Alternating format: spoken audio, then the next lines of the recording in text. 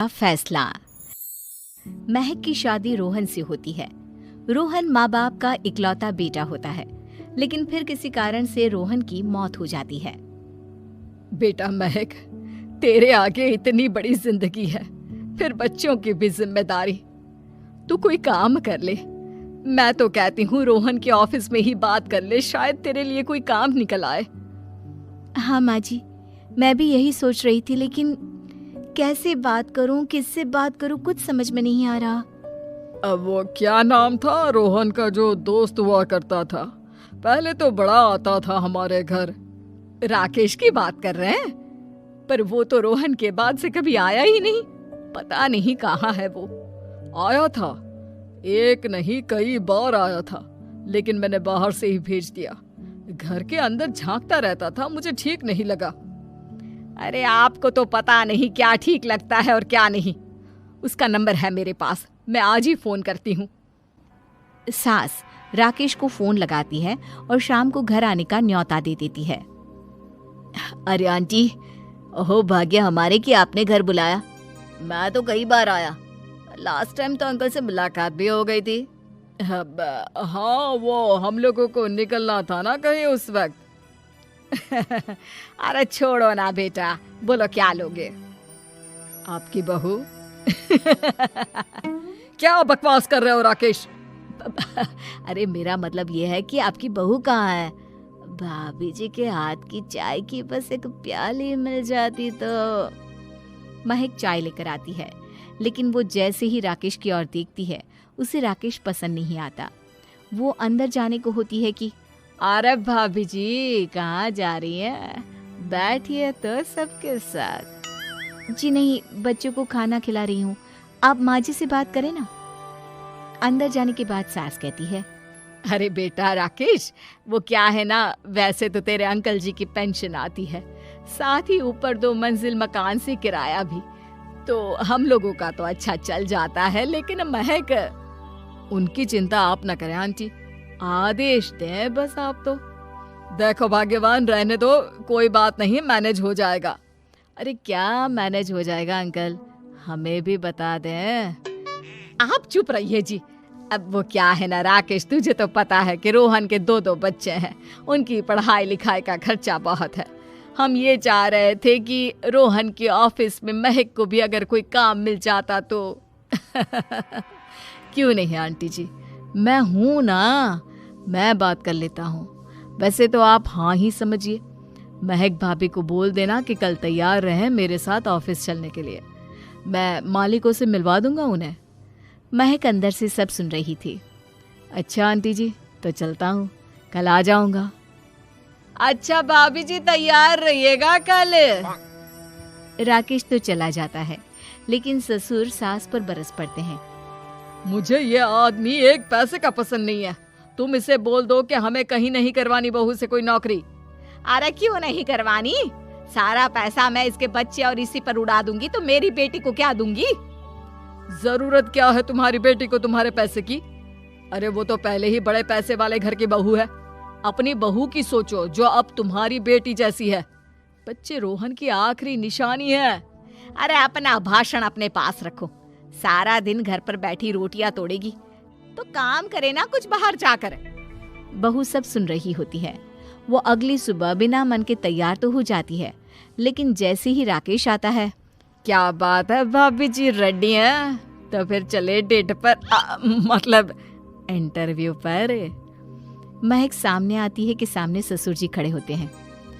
हाँ महक बेटा, आओ चलते हैं, मैं भी चल रहा हूँ। ससुर को तैयार देखकर राकेश का चेहरा बन जाता है। अंकल जी, आप परेशान हो जाएंगे। अरे रहने दीजिए ना, धूप भी बहुत है। वैसे भी स्कूटर में तो 2 लोग ही बैठ सकते हैं ना। तो तुम चलो, मैं बहू के साथ अपनी कार से आ जाता हूँ। महक ससुर जी को देखकर खुश हो जाती है, उसे शांति हो जाती है। वो लोग रोहन के ऑफिस जाते हैं, जहाँ बॉस कहते हैं, नमस्ते अंकल। नमस्ते महक, कैसे हैं आप लोग? रोहन का सुनकर बहुत दुख हुआ अंकल, वैसे कैसे आना हुआ? बेटा, क्या हमारी बहू के लिए तुम्हारी ऑफिस में कोई काम मिल सकता है? हमने राकेश से इसी सिलसिले में तुमसे बात करने को कहा था। उसी के कहने पर हम दोनों तुमसे मिलने आए हैं। राकेश ने तो कोई बात नहीं की। ऊपर से उसने तो आज की छुट्टी ले रखी है, ऑफिस भी नहीं आया। बोल रहा था जरूरी काम से जाना है। महक और ससुर एक दूसरे को देखने लगते हैं। वैसे महक, क्या किया है आपने? इंग्लिश कैसी है आपकी?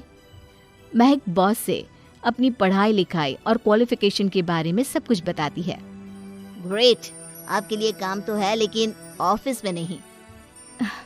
सर, मेरे बच्चे छोटे हैं, मैं फील्ड में काम नहीं कर सकती हूँ। मतलब वो काम घर से करना है, घर से रहकर बच्चे भी देखें और घर भी देखें, लेकिन हाँ, काम जरूर से करें। वो काम डाटा एंट्री का है, तो जब भी वक्त मिले काम करें, और इसके हम आपको अच्छे पैसे भी देंगे। महक बॉस की बात सुनकर खुश हो जाती है, उन्हें थैंक्स बोलकर घर आ जाती है। किसके साथ भेज रही थी तुम महक को? अरे वो कमीना, उसने तो ऑफिस से छुट्टी ले रखी थी, बात भी नहीं की थी उसने बॉस से बहू के काम के लिए। वो तो अच्छा हुआ कि मैं साथ में चला गया। हाँ, ठीक है, नौकरी मिल गई ना, इतना ही काफी है। समय बीतता है और एक दिन फिर दरवाजे पर दस्तक होती है। घर पर कोई नहीं था। महक दरवाजा खोलती है, देखती है तो सामने है राकेश। नमस्ते भाभी जी। नमस्ते, घर पर कोई नहीं है, आप कल आइएगा। अरे कैसी बात कर रही हैं भाभी जी, हम तो आपकी मदद के लिए आए हैं। वो क्या है ना, अंकल जी का फोन आया था कि आपको किसी मदद की जरूरत है। महक को आश्चर्य होता है कि उसके ससुर ने राकेश को फोन क्यों किया। वो ससुर जी को फोन करती है लेकिन फोन नहीं लगता। नहीं, हम लोगों को किसी भी चीज की जरूरत नहीं है, आप जा सकते हैं। अच्छा, एक कप चाय तो पिला दीजिए। महक चाय लेकर आती है।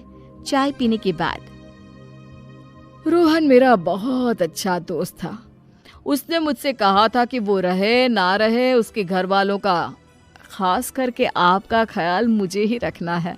तो मैं कल फिर आऊंगा भाभी जी। नहीं, माता पिताजी है नहीं, वो 4-5 दिन बाद आएंगे। आप उन लोगों के आने के बाद ही आइएगा। मुझे ये सब ठीक नहीं लगता। अरे छोड़िए ना भाभी जी, लोगों का तो काम है कहना। मेरा मतलब है वो तो बोलते ही रहेंगे। आता हूँ मैं कल। महक को अब गुस्सा आ जाता है। हमेशा शांत और मधुर बोलने वाली महक पहली बार जिंदगी में फैसला लेती है, और फैसला होता है राकेश को सबक सिखाने का। बड़े बेशर्म हैं आप। किसने कहा आपको कि आप आए? अरे भैया, साफ साफ बोला ना कि नहीं जरूरत है किसी की मदद की। मैं अकेले सक्षम हूँ अपना घर संभालने के लिए। आज आखिरी बार बोल रही हूँ, इस घर की तरफ आंख उठाकर भी देखा ना तो देख लेना, वरना पुलिस के हवाले कर दूंगी। निकलो यहाँ से, या धक्के मार कर निकालूं। पुलिस का नाम सुनते ही राकेश वहां से 9-2-11 हो जाता है, और महक को अपने फैसले पर गर्व होता है।